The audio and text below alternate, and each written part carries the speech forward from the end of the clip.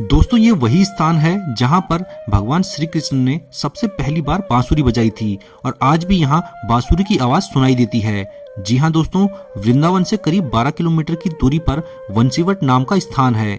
इस स्थान के बारे में कहा जाता है कि भगवान श्री कृष्ण ने सबसे पहली बार बांसुरी यहीं पर धारण की थी और सबसे पहली बार यहीं पर बजाई भी थी। भगवान श्री कृष्ण अक्सर यहाँ अपने सखाओं के साथ गैया चराने आया करते थे और इस वट वृक्ष के नीचे बैठकर बांसुरी बजाया करते थे।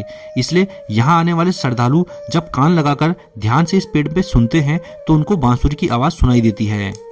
क्या आपने कभी पहले इस स्थान के बारे में सुना था? अगर हाँ तो हमें कमेंट करके जरूर बताना। साथ में हमारी इस वीडियो को लाइक करके हमारे चैनल को भी सब्सक्राइब कर लीजिए। राधे राधे।